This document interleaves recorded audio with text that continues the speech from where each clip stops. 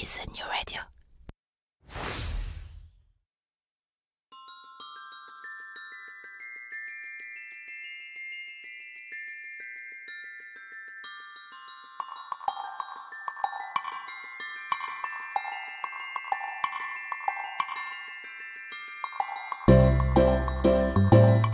Bon matin! Ah oui, ici au Québec, à l'heure matinale où ces podcasts sont généralement mis en ligne, on ne dit pas bonjour, mais bon matin. Je m'appelle Jean-Michel Lhomme et il y a quelques mois, après plus de 20 ans à bosser dans la com et les médias sur Paris, j'ai embarqué toute ma petite famille, pas si petite que ça en fait, dans le premier avion dispo pour poser nos nombreuses valises près de Montréal. Oh, il a quand même pas fait ça en plein Covid, cet idiot! Ah si, il a fait, il est comme ça, que voulez-vous, c'est comme ça. Alors soyons francs, vous comme moi, on a tous des a priori sur le Québec. Des images d'Épinal, des musiques en tête, beaucoup de musique en fait. Des fantasmes, des questions existentielles ou non, et parfois même quelques craintes. Alors, comme je suis en plein dedans, je me propose de faire le tri de tout ça. Chaque semaine, dans Fais-tu frette, je reçois ceux qui vont pouvoir nous expliquer le vrai Québec. La météo, la langue, la culture, le business, les médias, la religion, l'immigration, le système politique, l'histoire, l'amour. On passera tout en revue. Et que ce soit pour pointer les similarités ou les différences entre les deux côtés de l'Atlantique, promis, on vous dira tout. Vous le verrez, le Québec, c'est un territoire fabuleux. Fabuleux, mais beaucoup plus complexe que ce qu'on imagine. Et perso, moi, je m'y plais déjà beaucoup. Ah, au passage, fais-tu frette, ou plutôt, y fais-tu frette? Cela veut dire, est-ce qu'il fait froid? Alors bizarrement, c'est la question qu'on me pose systématiquement sur mon aventure au Québec. Alors promis, la météo, je vous en reparle à l'occasion. Allez, c'est parti pour ce nouveau numéro de Fais-tu frette. Bonne émission et bonne découverte.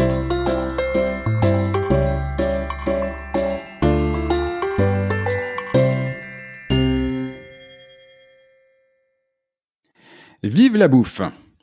Si j'osais, je pourrais vous dire que toutes mes interrogations sur le sujet sont contenues dans ce seul slogan publicitaire de la chaîne de supermarchés IGA.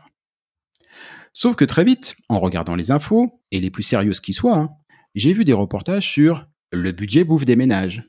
Le mot bouffe revient tout le temps. En fait, ici, le mot bouffe n'a pas du tout le même sens que celui qu'on donne en France. Ici, un enfant peut demander à son père « Dis papa, tu m'as acheté de la bouffe ?» Il peut faire ça sans se prendre une baffe. Et ça c'est plutôt cool. Mais alors pourquoi ce mot bouffe? Est-ce parce que l'alimentation prendrait une telle place dans le quotidien que le mot lui-même aurait mué dans un langage familier? À l'inverse, serait-ce que les Québécois dévaloriseraient l'art culinaire là où nous autres, Français, aurions tendance à le sacraliser plus que de raison? Et puis d'abord, entre nous, c'est quoi cette idée de mettre de la sauce brune et du fromage sur des frites? Le moins que je puisse dire, c'est que tout ça, ça bouscule pas mal mes codes. Définitivement, la bouffe, c'est trop important. La gastronomie est trop représentative de la culture d'un territoire pour que nous n'y consacrions pas au moins une émission. Alors pour m'aider à y voir plus clair, il me fallait non seulement quelqu'un qui maîtrise l'art culinaire d'ici, mais aussi quelqu'un qui connaisse les arts culinaires d'ailleurs, quelqu'un qui, par le jeu des comparaisons, puisse nous faire comprendre la singularité de la cuisine québécoise. Cette perle rare parcourt habituellement le monde en quête de saveurs et de savoir. Mais ce satané Covid nous donne aujourd'hui l'occasion de l'attraper au vol, ou plutôt de l'attraper avant son prochain vol. J'ai donc le plaisir de recevoir aujourd'hui Anne Rouleau. Salut Anne! Allô Jean-Michel! Tu vas bien? Oui, toi aussi? Bon pleine forme. J'ai de la chance. Pour coup, tu es là. Voilà. On te prend entre... Mais c'est moi qui ai de la chance de pouvoir être là avec toi. Mais de toute façon, peu importe où j'aurais été dans le monde, j'aurais pu être là. C'est vrai que maintenant, avec les technologies, d'ailleurs, cette interview se fait par réseaux sociaux, puisque forcément, en ce moment, les contacts se font plutôt en distanciel, bien malheureusement. Ouais. Anne, pour te présenter, si je ne me trompe pas, tu n'hésites pas si je dis des bêtises, ça m'arrive plus souvent qu'à mon tour. Tu es la fondatrice d'un atelier culinaire installé près de Québec. Ça s'appelle Madame Germaine. Voilà. Et alors, avant même de nous expliquer le concept, est-ce que tu peux nous dire pourquoi est-ce que ça s'appelle Madame Germaine? C'est qui Madame Germaine? Ouais, c'est pas moi, parce qu'on sait qu'au Québec, une Germaine, c'est une femme qui gère puis qui mène. Surtout dans la cuisine. OK? Donc, quand je sors le nom, les gens pensent tout, ah ah, c'est parce que t'es une Germaine. OK? Puis appeler en passant, appeler sa conjointe, sa blonde, là, Germaine, c'est pas un compliment toujours. Moi, j'essaie de rendre ça beau. Ah bon? Mais bref, à la base, mon inspiration, c'était pas moi-même en me disant je suis une Germaine, je gère et je mène. Hein. Non, pas du tout. C'était ma grand-mère. Donc, ma grand-mère qui s'appelait Germaine, puis surtout qui aimait recevoir. En passant, c'était pas une Germaine du tout. Super douce, aimable, pleine de bonté. Elle aimait recevoir les gens. Puis moi, mes plus beaux souvenirs, c'est Madame Germaine, ma grand-mère, qui reçoit les grandes tablées. Il y avait de la bouffe sur la table. Fait que, Puis tout le monde était bienvenu. Puis des fois, moi-même, il y a des gens qui venaient dans la famille, puis qui me disaient en revenant, oh my God, je me suis sentie tellement bien, reçue comme j'étais, connue de votre famille, depuis des années, alors que je viens de rentrer. Fait que je me suis dit, ben c'est mon inspiration, j'ai envie de faire vivre ça au monde. C'est ton inspiration, tu as envie de faire ça, mais t'as pas tout de suite eu envie de faire ça. Contrairement à d'autres, tu sors pas d'une école de cuisine. Tu as un parcours un petit peu atypique. Pas du tout. Non. J'ai étudié en administration des affaires. En fait, j'ai voyagé beaucoup. Je suis retournée aux études parce qu'on sait qu'au Québec, on se permet un peu plus de suivre un parcours atypique. Fait que moi, j'ai arrêté 2 ans. J'étais allée voyager. Je suis revenue après 4 ans aux études. J'ai recommencé mon université et j'ai poursuivi jusqu'à la maîtrise en administration des affaires. Donc, je travaillais en financement d'entreprise quand l'idée est venue de partager notre culture culinaire avec les gens qui voyagent ici. Mais c'était vraiment pas... En fait, tu sais, le nom, justement, là, puis toute l'histoire autour, pour moi, c'était du loufoque. Donc, c'était du fun, mais je pensais jamais que ça me ferait vivre un jour. Bon, et là, maintenant, c'est bon, c'est jusqu'à la fin des temps, Madame Germaine, Anne Rouleau, c'est indissociable. On va le souhaiter, mais oui, on va le souhaiter. Qui sait? Et qui peut-être même plus. Ce que je souhaite, c'est que ça devienne plus grand qu'Anne Rouleau, quand même. Oh, ça serait bien, dis donc. Ça serait bien. Plein de petites Madame Germaine partout dans le monde. Oui, il va en avoir en France à un moment donné. En fait, déjà, il y en a un en Jordanie, mais il s'appelle pas Madame Germaine. Mais il y a déjà une première petite sœur en Jordanie. Ouais. Oh, c'est beau, ça. Ah, c'est beau. Il faudra quand même mettre le portrait de Madame Germaine. Portrait qu'on peut trouver sur le site. Je donnerai toutes les coordonnées plus tard. Il faudra quand même mettre son portrait en Jordanie. Jordanie, quand même. Ah, ben là, on s'est inspiré d'une autre femme qui nous a inspirés, justement, pour les plats. Bon, on en a discuté un tout petit peu en antenne avant, mais si tu veux en faire une dans le centre, dans la France, en Charente, on peut créer Madame André. C'était ma grand-mère à moi. Parce que je suis certaine que Madame André, elle a des bonnes spécialités culinaires. Le lapin à l'ail et au persil. Oh my God! Ah, c'est un truc, c'est... Question, Jean-Michel, excuse-moi, c'est moi qui pose la question. Est-ce que tu le cuisines des fois? Oui, mais tu vois, c'est quelque chose qui me fait peur. Je le cuisine souvent, ma femme essaye de le cuisiner aussi. Ma mère le faisait bien, mais moins bien que ma grand-mère. Ah. Moi, je le fais moins bien que ma mère. J'ai très peur que la prochaine génération en fasse un grand n'importe nawak. Voilà. Ouais. Et si, bien sûr, je le fais, mais il y a plein de choses, on ne trouve pas la saveur. Elle faisait aussi un gâteau de Savoie, juste absolument exceptionnel. Personne, y compris ma mère, et franchement, maman était une super cuisinière, mais personne n'a réussi à reproduire ces vieux moules qui ressemblaient à rien, mais voilà, son four qui n'était pas un four électrique. Elle avait un four à bois à côté, la chaleur n'était pas la même. On n'a jamais retrouvé le moelleux, la légèreté qu'il y avait avec le côté légèrement croquant du sucré du dessus. Je t'assure que c'est une tuerie. Quand je revenais de l'école, elle m'en faisait assez souvent parce que elle aimait bien son petit-fils. Et c'est pas grâce à elle que je gardais la ligne, je peux te dire. OK, mais ça donne faim, hein? Ah, mais une cuisinière exceptionnelle. Une cuisinière exceptionnelle qui adorait la cuisine, mais qui connaissait rien à la cuisine québécoise. C'est quoi ça donc, la cuisine québécoise? Tu la définirais comment, toi? Ouais, c'est drôle, hein, parce que quand j'ai commencé les ateliers de cuisine avec Madame Germaine, tu sais, qui a beaucoup évolué depuis ce temps-là, mais c'était vraiment pour offrir aux gens qui voyagent ici notre héritage culinaire, culturel. Fait que, tu sais, mélanger la bouffe québécoise avec la culture, puis aller au-delà de la poutine. Parce que la poutine, j'adore ça en passant. Puis, tout le monde aime ça. Puis je sais qu'il y a bien des Français qui trouvent ça dégueulasse à première. Je t'avoue que j'ai même pas goûté. Mais je fais un blocage. C'est ce que je disais en introduction. Bon. De la sauce brune. Alors déjà, le fromage, j'aime pas trop ça. Mais de la fausse sauce brune et du fromage sur des frites, il y a quelque chose d'incongru pour moi. Ben là, t'as un peu. Un Français qui aime pas le fromage, là, je comprends plus. Oui, je sais. Je bois pas de vin non plus, je suis Mais là, parti. en passant, le fromage qu'on utilise dans la poutine, là, je vais dévier. Le fromage qu'on utilise dans la poutine, c'est le fameux fromage qu'on appelle le fromage en crotte, ou en tout cas le fromage en grain. C'est bien vendu, hein. Moi, j'ai le fromage en crotte, ça c'est pas bien vendeur. Mais pour moi, c'est comme ça nous représente beaucoup, hein. À tous les matins, les fromageries au Québec préparent le fromage en crotte et c'est frais et c'est toujours en vente au dépanneur à côté de la caissière ou du caissier. Puis là, tu vois le fromage qui est en vente au dépanneur, on comprend, là, Oui, très bien. ouais, à côté de la caissière puis du caissier. Puis là, tu fais comme, c'est quoi le paquet de fromage? Tu sais, j'imagine quelqu'un qui visite ici, c'est quoi le paquet de fromage là? Il doit plus être bon. Mais non! S'il est pas au frais, justement, là, puis qu'il est sur le bord de la caisse, c'est qu'il a été fait juste à matin, puis c'est le meilleur. Donc, si tu prends ça comme snack, comme collation d'après-midi, ou que tu fais un peu de route, là, c'est parfait. Puis, une bonne poutine devrait toujours avoir un fromage frais, donc qui fait quick. Faut que ça fasse le bruit. C'est le moyen de le savoir. Et c'est Quick. aussi que tu sais si la poutine est bonne. OK, oui, il y a la sauce, oui, il y a les frites, on a des critères. Les Québécois, on a des critères pour chacun de ces affaires-là. Nous, on le sait tout de suite, une bonne poutine ou une poutine qui est pas bonne, là. Mais au-delà des frites et de la sauce, il faut que le fromage soit frais. Pour moi, c'est ça. S'il fait pas quick, laisse faire. Si t'as pas quick, laisse faire. Tu peux être sûr que cette phrase se retrouvera dans le teaser d'une minute que je fais pour l'émission. Si t'as pas quick, laisse faire, ça va rester culte. Ça peut devenir une expression vraiment très populaire en France. Oui, c'est ça. Mais chose certaine, l'héritage culinaire québécois a été influencé beaucoup par les Français, mais aussi par les Anglais. Tu sais, on a quand même les deux. Les Français sont arrivés ici, mais ensuite les Anglais sont arrivés, puis ils ont amené eux autres aussi ce qu'il y avait avec eux. Puis ici, je regarde juste à Québec, exemple, moi je suis à Lévis exactement, dans le quartier de New Liverpool. On comprend que déjà c'est un quartier d'anglais. Là, 50 ans, c'est encore très anglais où je vis ici, hein. Ils ont tous été chassés, ces Anglais-là. Mais non, mais je dis Ils sont ça. tous à Montréal maintenant. Oui, c'est ça, ils sont tous à Montréal. Mais non, il y en a plus ici. Mais ça reste que, tu sais, ce qu'on mange, c'est quand même influencé par ça.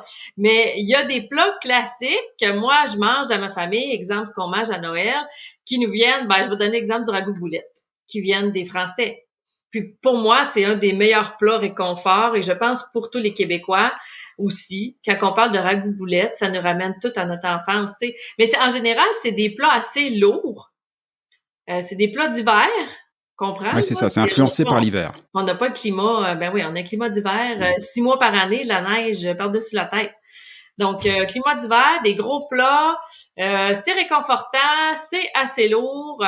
Bref, l'héritage classique, c'est ça. Après, maintenant, c'est sûr que ça a tellement évolué, mais même moi, quand j'étais jeune, puis là, je vais avoir 40 dans 2 jours. Mais bref, même moi, quand j'étais jeune, fait que là, je me dis, je suis pas si vieille, mais je suis quand même, je mangeais à peu près rien d'autre que de la viande hachée, des patates pilées, puis des carottes cuites. Tu sais, oui, j'avais un peu d'autres choses, là, mais j'exagère, là. Mais en général, ça tournait autour de ça. Donc, ce qu'on voit maintenant, c'est fou comment ça a évolué, là. Ici au Québec, on a vraiment, tu sais, les habitudes ont changé. Mais moi, plus je me promène, parce que j'aime ça me promener au Québec puis découvrir mon Québec aussi, pas juste le monde. Mais veux pas, plus je me promène en dehors des villes où il y a pas beaucoup d'immigrants, donc il y a pas beaucoup de restaurants d'ailleurs dans le monde. Les classiques québécois, c'est encore ce qui est à la table, là. Quand je m'en vais dans le fond du lac Frontière, là, le deuxième plus petit village au Québec, là, chez mes beaux-parents, on mange du classique, là. Les patates jaunes avec ce qu'ils appellent le lard salé, mais en fait, c'est comme un beau morceau de porc bien mijoté, là. Mais tu sais, je veux dire, c'est toutes des affaires assez lourdes en général, pommes de terre, viande, de la crème, puis tout ça. Mais bref, là, non, mais c'est très influencé par la cuisine d'hiver. Moi, nos classiques sont vraiment influencés par la cuisine d'hiver. Tu sais, quand je parlais du ragoût de boulette, ça, j'aime ça dire ça parce que c'est le menu que je fais quand les gens viennent chez Madame Germaine, OK? Puis, exemple, quand j'ai des Français, puis on fait une soupe aux herbes salées en entrée. En passant les herbes salées qui viennent du bas du fleuve, un bon mélange d'herbes fraîches avec beaucoup de sel pour les préserver. Fait qu'on comprend au Québec, à partir de septembre, c'est fini le jardin. Fait que qu'est-ce qu'on fait avec tout ce qui est en train de pousser? Parce qu'on a encore plein de légumes, des herbes dans le jardin. Il faut les transformer tout de suite. Donc, c'est le temps des canages dès septembre. Et sinon, avec les herbes, ben, pour les préserver, le meilleur moyen, c'est de les mélanger avec la bonne quantité de sel, avec un peu de légumes. Puis ça fait comme un mix super bon, mais dans les soupes, les pommes de terre, sur le poisson, plein d'affaires. Mais bref, je fais une soupe aux herbes salées et je fais ensuite le ragoût de boulettes et pour dessert, le fameux pudding chômeur. Et je trouve que ce menu-là est une bonne représentation de ce qu'on peut avoir quand je dis l'héritage, parce que ragoût de boulettes, ça vient des Français. Ragoût, OK, Moyen Âge. Oui. Ragoût voulait dire ragoûtant. Donc, c'est tellement bon qu'on veut en manger encore. OK? Pour moi, c'est encore vrai. Je trouve ça tellement beau de et c'était un plat festif. C'était un plat qui faisait dans des événements spéciaux. Donc, qu'est-ce qu'ils prenaient dans ce temps-là pour faire le plat spécial? C'est des épices. Et au Québec, dans le ragoût boulette, on met nos épices classiques qui sont, exemple, cannelle, muscade, clou de girofle. C'est souvent les goûts d'épices qu'on va retrouver aussi en passant dans le pâté à la viande, la tourtière, les crotons. Tu sais, ça va souvent se ressembler, ce type d'épices-là. Le pudding chômeur, pour sa part, on comprend un gâteau avec un genre de sirop en dessous. Souvent, on va le faire à l'érable, là, mais la version classique n'était pas nécessairement à l'érable. Ça vient de la femme du beurre de Montréal qui a, je sais pas si c'est vraiment elle qui a inventé, mais du moins, elle l'a rendu populaire à la crise de 1929. Parce que, bon, crise de 1929, beaucoup de pertes d'emploi, les salaires baissent, énormément de chômeurs. Donc, un bon dessert qui coûte pas cher puis qui est réconfortant à faire, c'est comme ça que ça partit du pudding chômeur, le nom. Et quand on regarde vraiment le plat comme tel, c'est vraiment des puddings à l'anglaise. Fait que moi, j'ai vécu, exemple, 2 ans en Angleterre, le genre de sticky toffee pudding, tout ça, c'est vraiment similaire à notre pudding chômeur. Fait que dans ce plat-là, on a complètement l'héritage british. Fait que, tu sais, les Français nous ont amené qu'eux autres manger, évidemment, de la crème, du beurre, des salades, des choses comme ça. Mais les Anglais ont emmené avec eux les desserts. D'après moi aussi, plus les genres de pâte à la viande, puis tout ça. Ils ont des choses qui sont similaires. Fait que, bref, on a complètement l'héritage des deux ici. Un bon petit mélange. Avec quand même quelques particularités. Alors, tu vas me dire si je me trompe.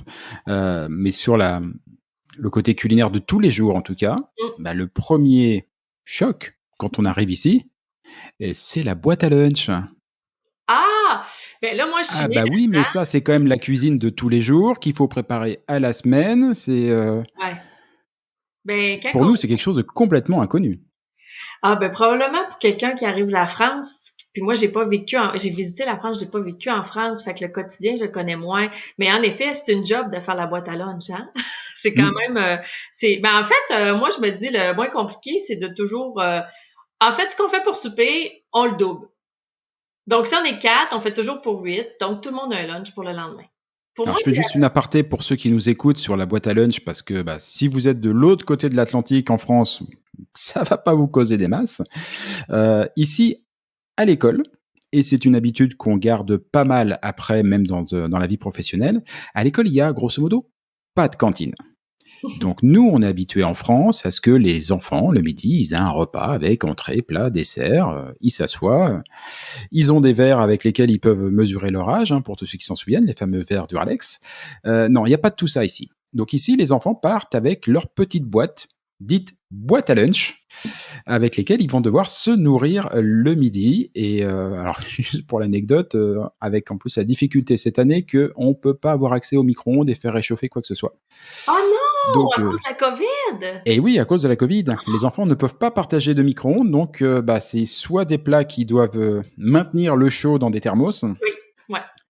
Soit quand tu es pas encore très familier avec la cuisine de la boîte au lunch, qui demande quand même une organisation particulière, tu te retrouves comme moi avec une fille qui un jour sur deux mange sandwich, jambon beurre, ou alors une petite salade de thon maïs. Enfin voilà, on peut pas dire qu'elle en sortira avec un menu extrêmement varié le midi.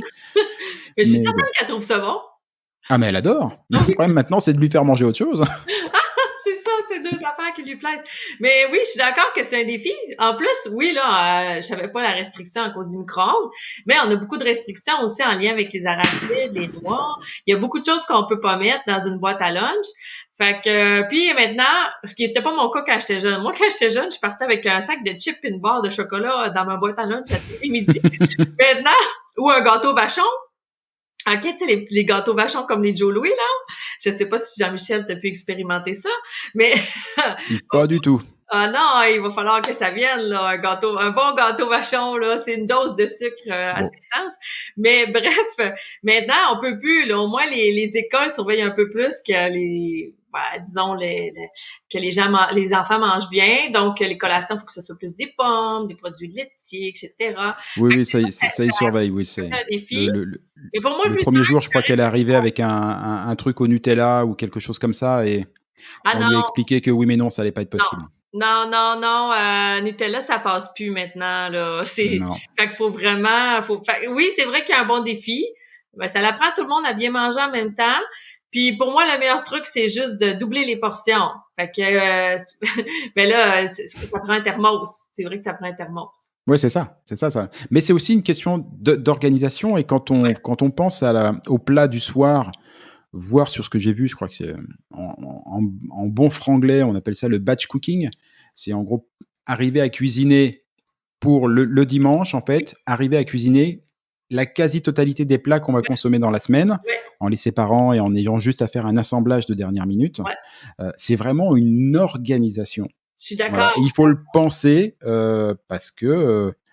Puis moi, parce que c'est le quotidien d'ici. j'ai toujours trouvé, je me dis, il y a seulement 2 journées de congé dans la semaine. Quand t'en passes une au complet à préparer, en plus, tes plats de toute la semaine, je me dis, hey, à un moment donné, le fun, il est où? T'sais. Puis on a un horaire au Québec qui est complètement différent d'en France au niveau des repas. Un bon petit déjeuner le matin assez copieux, pas juste une petite tartine justement avec quelque chose de sucré là. Non, on veut manger un peu Mhm. plus que ça. On essaie d'avoir tous nos groupes alimentaires. On a été beaucoup influencés. En tout cas, moi j'ai été beaucoup influencée par ça. On se faisait dire ça à l'école, donc mettre les 4 groupes alimentaires dedans. Fait qu'on mange quand même beaucoup le matin. Et le midi, à midi pile, normalement, ou 11h30 même, c'est l'heure de dîner. Puis le souper qui se fait très tôt, la plupart des Québécois vont souper vers 17h le soir, hein. 17h, Oui, j'ai c'est vu ça, oui. oui, 17h30, là, tout le monde a mangé Mm. ou presque. Pas moi, là, mais la plupart des gens Moi qui ont non plus. ça. Puis après, on mange plus jusqu'au lendemain matin. Puis là, quand je vois en France, tu sais, les gens mangent, je sais pas, 21h. Mais là, la question que tous les Québécois posent, c'est, ben oui, mais comment ils font, les enfants, là? Parce qu'ici, les enfants sont couchés à 19h, 19h30, peut-être. Ah oui, effectivement, oui. Ouais. Fait qu'on n'a pas le choix. Fait go, go, go, hein. À 5h30, à 17h30, on finit de manger, le bain, les devoirs. Allez. Ouais, c'est effectivement pas la même organisation. Mm. Tu me parlais du gâteau vachon, c'est ça? Tu m'as dit c'est une bonne dose de sucre. Alors ça, je voudrais t'en reparler parce que le sucre, après la boîte à lunch, mon deuxième entre guillemets choc, Ouais. c'est la place du sucre. Mm. Et j'ai l'impression que, allez, les 2 tiers des plats que je mange sont sucrés. Ah, mon Dieu, on aime beaucoup le sucre au Québec. Hey, les gâteaux vachons, en passant, sont faits plus sucrés pour le Québec que pour, exemple, le reste du Canada ou d'autres endroits où ils sont vendus. On aime vraiment le sucre au Ah, Québec. c'est marrant ça. OK? Puis, je suis d'accord, des fois, je mets la défaite sur le sirop d'érable. Au Québec, on produit, mais c'est sûrement pas ça. Mais tu sais, au Québec, on est quand même le plus grand producteur au monde de sirop d'érable. C'est vraiment ici, principalement, que c'est produit. Je me demande si c'est pas Mm. au moins 70% de la Ouais, production j'ai lu 80%. Ouais. 80% de la production mondiale sort du Québec. sort du Québec. Et fait que ça se passe vraiment, vraiment ici. Veux pas, on en consomme aussi beaucoup. Mais tu sais, je suis pas certaine que c'est juste ça. Je sais pas pourquoi on aime autant le sucre. Comme je l'ai dit, c'est peut-être un héritage des Anglais. OK, eux autres, ils ont beaucoup de desserts, tout ça. Ils ont probablement ramené ça avec eux. Mais au Québec, on a vraiment la dent sucrée. Je pense que les tendances des dernières années, évidemment, c'est d'essayer d'en éliminer un peu plus. Mais moi, quand j'étais jeune, non, c'était pas ça du tout la tendance. Tout le monde de ma génération, même un peu plus jeune, vont dire, tu sais, je parle des gâteaux vachons avec le Joe Louis, OK? C'est, encore aujourd'hui à l'épicerie, tous les supermarchés ont une grande section de gâteaux vachons. OK? Fait que c'est des petits gâteaux enveloppés individuellement qu'on peut manger. Tu sais, moi, c'était quasiment au moins 2 fois par jour, là, un gâteau vachon, ça faisait juste partie de l'alimentation normale. Ah oui, quand même. Quoi. Puis je pense qu'aussi, ça, c'est comme un sevrage, le sucre, hein. Puis ça s'est transmis de génération en génération. Fait que je pense que ça nous reste encore. Mais souvent, les plats, même les plats salés, on a tendance à avoir toujours une petite touche de sucré dedans. Une petite dose. Sur ce que j'ai goûté moi, dis donc, la petite dose, elle était bien sévère, hein. J'ai voulu prendre des haricots blancs. Alors, on Oui. appelle ça des fèves ici. Voilà. J'ai pris des haricots blancs en me disant ça va être comme mémé. Et d'ailleurs, je me souviens, moi, mémé, souvent pour les adoucir, plus dans les flageolets que dans les haricots blancs, mais elle mettait juste un tout petit carré de sucre, mais dans tout le plat. Là, on a juste inversé les proportions, c'est pas possible. Ben, Je t'avoue, j'ai pas pu finir. OK, ben en fait, les fèves au sirop d'érable, les bines au sirop d'érable, qu'on va dire au Québec, des fèves au lard au sirop d'érable, on fait cuire justement les fèves dans le sirop d'érable avec des morceaux de Oui. lard. Et mais en passant, c'est une recette qui vient des Amérindiens. Je l'ai pas précisé, mais ils nous ont influencés aussi. C'est une recette qui vient des Amérindiens. Eux autres, ils le faisaient avec la sève d'érable, puis ils rajoutaient du petit gibier, genre, mettons, écureuil là-dedans. OK? D'accord. Puis avec les fèves, puis c'était cuit super longtemps là dans la genre de petite le petit marmiton là, la petite marmite. Fait que ça nous vient d'eux autres. Donc puis le sirop d'érable, ça avait pas été des Amérindiens aussi là, c'est pas les Français qui auraient su, je pense comment. Non, je pense pas que ça nous serait venu naturellement de se dire, si on allait fendre un arbre pour voir ce qui se passe. Vraiment, tu sais, quand même, faut le savoir. Puis ensuite, faut faire bouillir ça pour que ça devienne super sucré puis vraiment bon. Donc, je sais pas, là, c'est probablement un mélange de tout ça, mais n'importe quoi. Moi, de toute façon, en passant, c'est mon truc, hein. À chaque fois que j'ai un plat qui manque un petit wow, là, je rajoute un peu de sirop d'érable, puis là, j'ai mon wow. Fait que je sais pas, on est comme habitué. Toujours un petit peu de sucre. Ouais, un petit peu pas mal. Mais c'est vrai que la place du sucre, ça fait partie des chocs. Faut pas voilà, on aime bien le sucre aussi, hein. Mais c'est vrai que le sucre, on le garde beaucoup au dessert. Voilà, là, je trouve que le sucre est plus présent un petit peu partout. Mais c'est vrai que cette culture de l'érable, cette richesse du sirop d'érable, j'imagine conditionne énormément. Ben, en tout cas, pour moi, personnellement, parce qu'on a une cabane à sucre dans ma famille, fait que tout le temps, je suis comme Obélix, je suis née dans la marmite de sirop d'érable. Fait qu'on dirait que ça m'a conditionné au niveau du sucre. Mais, tu sais, je pense qu'en général, c'est ça. Bah ouais, c'est sûr. Tu voyages pas mal, tu vois pas mal de nouvelles cuisines et alors, paradoxalement, la question qui me taraude, c'est quand tu es parti 2-3 semaines à l'étranger, Hum, que tu reviens, hum. dès que t'atterris, Ouais. c'est quoi le premier truc sur lequel tu te jettes, qui t'a manqué et que tu veux manger ici? OK. Là, j'ai plein d'affaires à raconter drôles là-dessus, OK? Parce que je suis partie. Moi, j'ai vécu aussi à l'étranger. J'ai vécu, tu sais, je l'ai dit 2 ans en Angleterre, plusieurs mois au Pérou, plusieurs mois en Chine, plusieurs mois au Cameroun. Fait que veux pas, puis quand ça fait plusieurs mois, il y a des affaires qui te manquent beaucoup. Donc, au fur et à mesure des expériences, il y a une affaire que j'ai compris qu'il fallait que je fasse quand je partais, longtemps. C'était d'amener toujours, premièrement, mon pot de beurre de peanut. OK, mon pot de beurre d'arachide, Kraft. Mm-hmm. Ça prend le Kraft parce que le Kraft, il est plus sucré, hein. Fait que, On y revient. Voilà. donc la Le marque sucre. Kraft qui est comme la marque de mon enfance, mais ça moi, si je m'ennuie là, ça me réconforte. Puis en même temps, ça me donne des protéines tout ça. Fait que des fois quand j'étais dans des pays comme je regarde au Cameroun, j'avais pas grand-chose à manger, pouf, ça m'a probablement sauvé la vie un petit peu. Ben, j'exagère hein, mais et l'autre affaire que j'ai appris à amener, c'est la fameuse sauce en poutine en sachet. Parce que des patates, des pommes de terre, puis du fromage, ça dépend des pays, mais en général, ça se trouve. OK? Ce sera pas comme Des ici. patates, c'est sûr. Ce sera pas comme ici, mais tu te débrouilles avec ça. Mais la sauce, moi, je m'en fais une maison quand je suis ici, mais quand je suis à l'étranger, avoir tous les ingrédients pour faire une bonne sauce maison.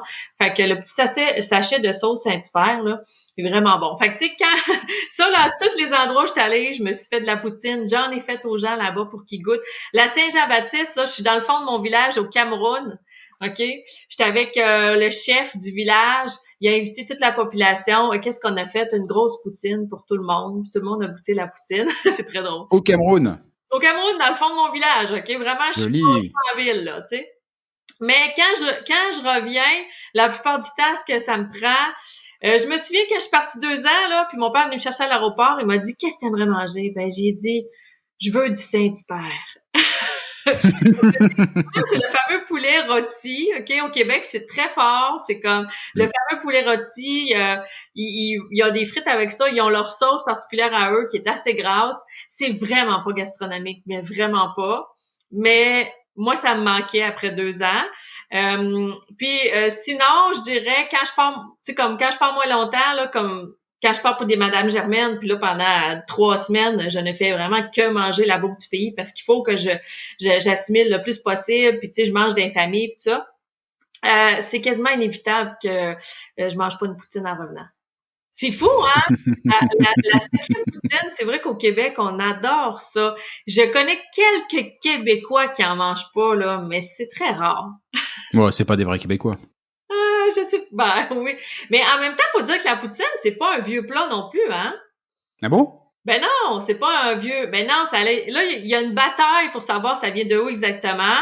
C'est soit ça a été inventé à Victoriaville, soit à Drummondville. OK? Il y a comme une bataille entre deux villes. Chacun a leur histoire pour dire que ça vient de là. Bon, moi, je peux pas dire qui a raison. Non, prends pas parti, ça sent pas bon l'histoire, faut pas prendre parti. Mais je pense que ça part, il me semble, on est dans les années à peu près 60, si je me trompe pas. Donc, ce qu'il faut comprendre, c'est déjà nos parents.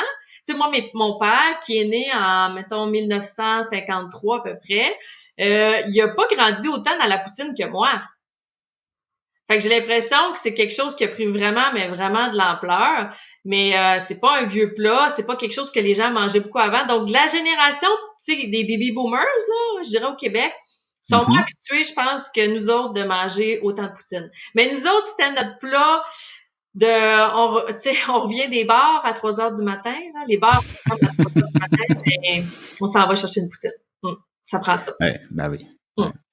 Je sais pas si tu sais, il y a, enfin, si tu sais probablement, il y a quelques années, bon, peut-être 10-15 ans, il y a un livre qui a fait un énorme carton aux États-Unis, notamment du côté de New York, et qui devait s'intituler du style Comment les Parisiennes font pour manger du foie gras et boire du champagne et ne pas être grosses. Oui.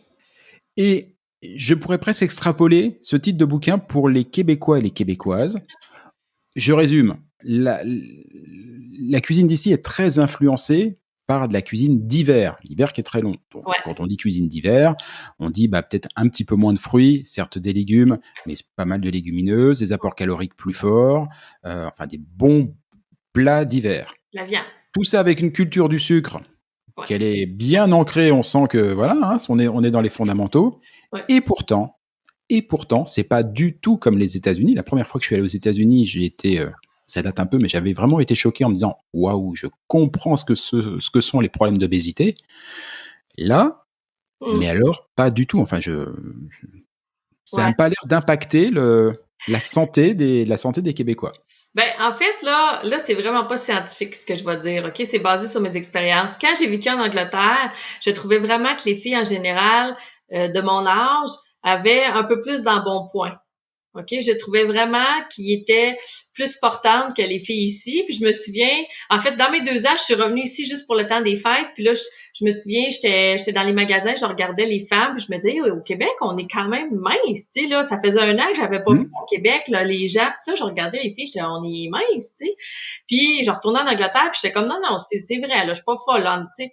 Fait que j'ai l'impression que peut-être comme je dis, c'est vraiment pas scientifique, mais je me dis, on a peut-être une petite génétique parce que supposément que les Français, quand même, on sait pas même s'ils mangent puis une crème puis de beurre. Fait que, fait que, est-ce qu'on a une génétique là-dessus? Peut-être. Puis je m'en vais, quand je m'en vais en Ontario, je vois vraiment, j'ai l'impression plus la génétique des Anglais dans la forme que les femmes ont. Tu sais, en général, un peu plus portante. Ouais. Fait que, mais je peux me tromper, là, c'est vraiment juste mon impression. Mais sinon, hey, comment on fait? J'ai envie de dire, dans le temps, veux pas, la femme travaillait fort, elle travaillait dans les champs, elle travaillait, fait que c'était normal qu'elle mange la bouffe d'hiver, elle entretenait la maison aussi, c'était beaucoup plus. Maintenant, un peu moins, donc est-ce que ça va faire changer les générations? Je sais pas. Ça reste que pour moi, on n'a pas une bouffe à l'américaine dans le sens que euh, pour moi, à l'américaine, c'est premièrement des portions disproportionnées. On est moins disproportionné ici. Selon moi, on boit beaucoup moins de boissons gazeuses. fait que les Coke, etc. Mhm. On en boit beaucoup moins parce qu'on sait qu'au Mexique, finalement, c'est au Mexique que les gens ont plus d'obésité, puis c'est à cause des boissons gazeuses. Hein, ils ont commencé à intervenir. Le gouvernement mexicain a commencé à intervenir là-dessus. Je me demande si c'est pas rendu 18 ans et plus, puis c'est acheter des boissons gazeuses. Ah oui, quand même. Parce qu'il y a vraiment un problème d'obésité, ça a un gros impact. Donc ici, je pense qu'on est peut-être un petit peu moins fort là-dessus. Donc, selon moi, c'est ça, mais je suis d'accord. Ça arrivait souvent que j'ai eu des clients qui venaient dans des ateliers, puis là, on fait le menu, puis en plus, je leur fais manger des crotons. Des crotons, c'est des genres de rillettes, là, si on veut. C'est l'ancêtre. Pour Mhm. nous autres, l'ancêtre des crotons, c'est les rillettes, OK? C'est juste les Québécois, là, ont tourné ça complètement à leur façon, puis ont appelé ça croton. Mais Bah, bref, tu sais, alors, juste une aparté, mais en Charente, on a presque le même mot pour dire rillette aussi. Alors, on dit gréton, creton, gréton, grillon. Enfin, il y a plusieurs mots comme ça qui ressemblent beaucoup. Et autre petite aparté, on fera une émission sur la langue québécoise dans quelques numéros, mais je retrouve beaucoup d'expressions qui sont employées ici que je retrouve dans mon patois ou en tout cas dans mes habitudes charentaises. Tantôt, par exemple. Voilà. mais c'est pas vrai. Mais si, Incroyable. Ben, c'est sûr que ça ne vient pas de nulle part, ces expressions-là, hein. C'est juste que nous, on les a quand même gardées à grandeur de la province. Tu sais, on a été coupés, là, avec un océan, veux pas. Puis quand les Anglais sont arrivés, on a été coupés encore plus. On n'avait plus la communication des tendances puis tout ça. Fait que ça restait, le langage restait comme ça.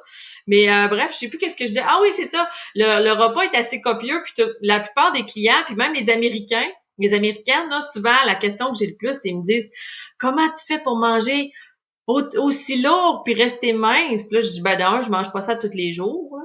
Mais à chaque fois, je suis un peu bouche bée parce que je me dis, c'est vrai que c'est quelque chose quand même. bah oui, c'est sûr, hein, c'est quand même assez impressionnant. Toi qui as l'habitude de mixer les cuisines, Hum, voilà, j'ai vu que tu faisais énormément ça dans ton hum. atelier. Qu'est-ce que tu conseillerais à quelqu'un qui, comme moi, arrive, en l'occurrence de France, après 46 ans, hein, élevé à la 46 ans et élevé à la cuisine de mémé et de maman, donc de la bonne cuisine à la française et tout, et c'est des choses bien ancrées, et qui doit tout de suite s'acclimater à une autre culture ici. En gros, c'est comment je fais pour organiser un sas de décompression, tu vois, quelque chose de progressif qui m'emmène de la cuisine française jusqu'à la cuisine québécoise en évitant le choc. Hum. Ben d'un, tu sais, je me dis, est-ce que tu sais, c'est peut-être pas obligatoire de vouloir absolument faire une transition, dans le sens que pour moi, en même temps, ce qui est beau, c'est de découvrir tout ça. Mais quand moi, je m'en vais à l'étranger, ce qui m'amène le plus à découvrir la culture en rentrant en contact, c'est vraiment justement la bouffe. Puis avec la bouffe, Mm. ça me donne une défaite pour apprendre plein d'affaires. Hein? J'apprends de l'histoire, j'apprends à voir comment les Bah oui. gens vivent, j'apprends à voir comment les choses ont évolué. Et, tu sais, ça m'amène tellement sur tu sais, l'anthropologie en même temps, juste à travers la bouffe. Ah oui, c'est sûr, Mais c'est en sûr. rentrant dans les maisons, fait que c'est pas en allant nécessairement au restaurant, c'est en allant manger dans les familles. Parce qu'au restaurant, c'est soit qu'ils vont te servir des affaires pour les touristes, ou souvent, sinon, ça va être des affaires super comme, ben là, excusez l'expression, super pétées, là, super comme wow, parce qu'on veut justement des choses différentes dans la maison. Fait que si tu veux vraiment t'imprégner de la culture, va-t'en manger à maison dans une famille. Puis moi, je trouve que c'est ma meilleure façon de vraiment savoir c'est quoi la bouffe véritable d'un pays. C'est quoi qu'on cuisine au Québec, on le sait, on fait du pâté chinois. Des, Oui, j'ai appris ça. des maisons la semaine, là, qu'est-ce qu'on mange? Qu'est-ce que les familles mangent? Il n'y aura pas ça au restaurant. Du pâté chinois. Fait un étage de steak, un étage de blé d'Inde, puis un étage de patates pilées. OK. Ensuite, il y a la fondue chinoise. Dans les deux cas, il n'y a rien de chinois. La fondue Mais chinoise. c'est ça. Alors, je t'avoue, moi, la première fois qu'on m'a dit pâté chinois, mon voisin est réputé pour faire un excellent pâté chinois. Euh, moi, je m'attendais à des nems, à des pâtés impériaux, en l'occurrence. Mais alors, pas du tout. En gros, je me suis retrouvé avec un hachis parmentier avec du maïs, Exactement. en plus. Oui, c'est ça. Ou pour les Anglais, le fameux shepherd's pie, c'est un peu la même affaire. Donc, mais nous, on appelle ça le pâté chinois. Ça n'a rien de chinois. Mais notre fondue chinoise, j'imagine qu'elle a été inspirée des fameux hot pots en Chine. Mais elle n'a rien de chinois non plus. Là, ce qu'on mange dedans, ça n'a rien de chinois. Notre fameux spag au Québec, là, une affaire qui est très culturelle, c'est le spag. OK? Chaque famille a sa recette de sauce à spag. OK? Puis j'appellerais pas ça une bolognaise, OK? On n'est vraiment pas dans la Tu me rappelles ce que c'est que le spag? le bon vieux spaghetti. Le Ah! Toutes les familles vont manger au moins du spaghetti une fois par semaine, là. Fait que tu fais ta grosse batch de sauce à spag peut-être 3 fois par année, tu te congèles plusieurs plats, puis tu sors ça une fois par semaine. Fait que le sauce à spag, c'est l'affaire, je pense, qui nous caractérise le plus en termes de notre fierté. OK? Chaque famille a sa recette et c'est la meilleure. Moi, j'ai un livre de recettes là, québécois. C'est 80 recettes de sauce à spag de différentes familles, puis chacune va dire c'est la meilleure recette. OK? Elle C'est sera la là, mienne. il y a juste des petites différences. Puis en passant, notre sauce à spag est sucrée. C'est ce qui fait que. Bah oui, bah T'en tu as-tu m'étonnes. t'en as-tu mangé, Jean-Michel, là? Un bon spag dans une famille québécoise, là? Absolument pas du tout. Ah, ben, c'est ça. Alors en plus, le voisin dont je parle assez souvent est d'origine italienne, donc Non, certes, il fait un excellent pâté chinois, mais quand on va toucher les spaghettis, il faut pas déconner. Là, on... non, c'est ça. T'auras pas un classique québécois de sauce sucrée, là. Non, va falloir que tu viennes chez nous pour ça. Bah, je vais venir, hein, je vais venir. Il y a pas, de toute façon, il va falloir que l'atelier est ouvert d'ailleurs. Non, malheureusement, en fait, je fais en ligne Ok. actuellement. Sauf que pour ce qui est de en personne, on peut pas recommencer encore. Donc, on attend, mais j'ai du fun pareil, là. Je m'amuse de plein de façons. Puis mon but, c'est de divertir les gens, de les amener à découvrir. Mais tu sais, c'est drôle parce qu'à travers la découverte des autres, on se découvre nous-mêmes. Fait que tu sais, moi, c'est vrai Bah oui. que si j'avais pas voyagé, je n'aurais jamais autant saisi notre culture et surtout notre héritage culturel au Québec. C'est ce qui m'a aidé à voir la différence. Donc moi, je me dis en faisant en sorte que les autres puissent voir la différence, parce que je leur transmets des recettes d'ailleurs que j'ai appris ailleurs, la culture en même temps. Ils s'ouvrent. Je pense que le Québécois moyen a besoin de s'ouvrir parce qu'en France, vous êtes proche de plein de pays différents, mais ici, pas ben. Hein? Donc, il Hmm. faut que le Québécois moyen découvre et s'ouvre à la différence et voit que même si ça goûte pas la même chose ou que les coutumes sont pas pareilles, c'est pas moins bon, c'est juste pas pareil, justement. Euh, ben voilà, c'est ça. Je veux en même temps que les gens soient fiers de leur héritage culinaire. Tu sais, je me dis au Québec, non, on n'est peut-être pas dans. On a des très bons restaurants en passant, on a des chefs reconnus partout dans le monde. Je veux pas dire qu'on n'a pas de gastronomie parce qu'il y a des gens qui sont très bons, mais dans de tradition, quand on remonte là 40 ans, mais tu sais 30, 40, 50 ans. C'est pas de la grande gastronomie, c'est de la bouffe d'hiver qu'on sert dans le milieu de la table, une grande tablée avec plein de bouffe parce que les familles avaient en moyenne 10 enfants à peu près. Donc Dix ça aussi pour moi, ça caractérise la façon de cuisiner dans le sens ça peut pas être des repas compliqués. Tu peux pas faire 10 enfants, c'est un effet de divers, ça. pas compliqué avec des moyennes de 10 enfants. Puis on sait que en fait, pourquoi les familles sont aussi nombreuses, ça, c'est toute la génération des baby boomers, OK? Je vais te donner l'exemple. Moi, du côté de ma mère, justement, c'est 11 enfants. Du côté de mon père, c'est 9 enfants. Et pourquoi les familles sont aussi nombreuses? Le prêtre passait dans les maisons à chaque année pour s'assurer que la femme avait fait son devoir puis qu'elle était enceinte. Il y avait une grande pression de l'Église catholique parce que l'Église catholique ne voulait pas non plus que les Anglais prennent le dessus, donc les protestants prennent le dessus, hein? Fait qu'il y a Ouais, c'est une ça. raison derrière ça, là. Ouais, j'ai commencé à m'intéresser à l'histoire. D'ailleurs, la prochaine émission qu'on enregistre, c'est avec Éric Bédard, qui est un professeur d'histoire émérite, Wow! euh, qui va nous raconter ça. Et j'ai vu que l'histoire du Québec est viscéralement et parfois douloureusement imbriquée avec l'histoire de la religion. Tout à fait. Ben Voilà. oui, ça l'a tellement influencé, mais tu sais, pour moi, ça l'a influencé même dans la bouffe. Voilà. Alors, bah, de toute façon, c'est sûr, on retrouve tout. On regarde tout à l'heure, tu nous as dit, et je suis tellement d'accord avec toi sur le fait que quand on regarde des assiettes, quand on essaye de comprendre les assiettes, mais on comprend facilement l'histoire, ça nous emmène très très loin. Mmh, On a longtemps parlé dans cette émission du sucre. Le sucre, c'est le sirop d'érable, mmh, donc la fierté du Québec. Le sirop d'érable, c'est les Amérindiens. mmh. Ça nous emmène quand même assez loin. On Oui, est vraiment dans les racines du Québec. C'est ça qui est passionnant avec la bouffe. oui, en effet. Ton prochain voyage? Oh my God! Là, je sais tellement plus parce que j'avais beaucoup de projets avant que la COVID arrive. Je devais aller en Afrique du Sud, je devais retourner en Inde, mais là, tout ça tombait à l'eau. Donc, quand ça va recommencer, j'en ai aucune espèce d'idée. Et honnêtement, J'ai très hâte. J'ai très hâte, mais j'ai l'impression que ça va se décider à la dernière minute. La première destination qui est ouverte. Non. Ah oui, c'est ça. La fille se sauve. Non, mais mais en même temps, tu sais, mes deuxièmes racines sont en Jordanie, donc ça se peut fort bien que je fasse un petit détour par là. Ah oui, que quand même, ouais. Bah oui.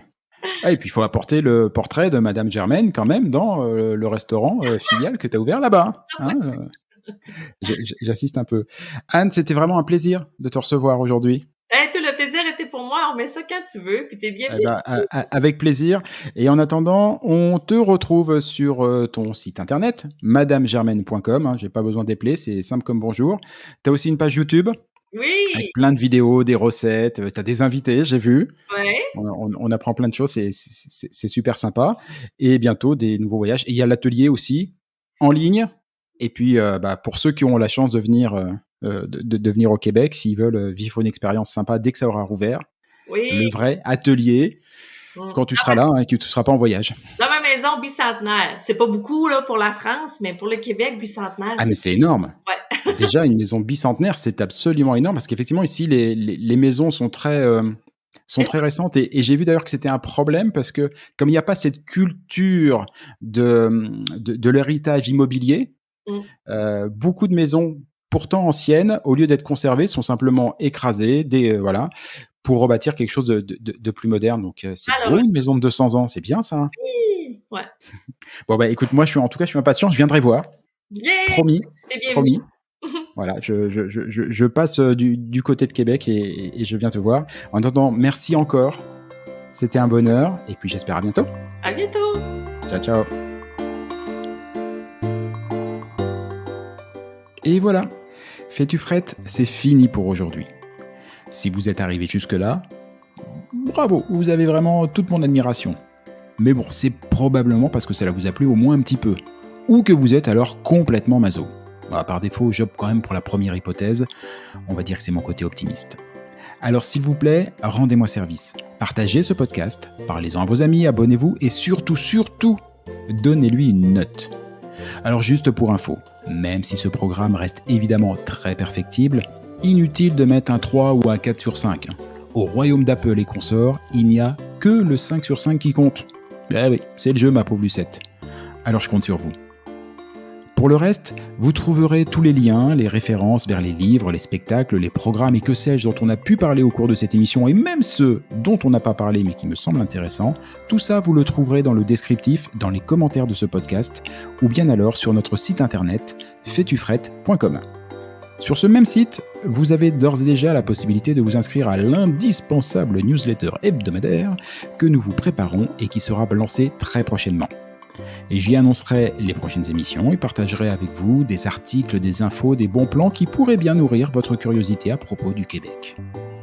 Enfin justement, puisque vous êtes curieux, je suis sûr que vous avez des questions, des suggestions, que vous aimeriez qu'on traite tel ou tel sujet. Eh bien, je ne demande qu'à vous lire. Envoyez-moi un courriel. Oui, j'ai bien dit courriel. Envoyez-moi un courriel à l'adresse suivante. Faitufrette, en un seul mot, tout attaché, sans espace, sans tiret ou quoi que ce soit. Donc, Faitufrette, à commercial. Ah oui, j'ai oublié aussi. Ici, on ne dit pas at ou arrobase, on dit à commercial. gmail.com. J'avoue, c'était pas très clair tout ça. On récapépète depuis le début, vous allez voir, c'est très simple. Faitufrette,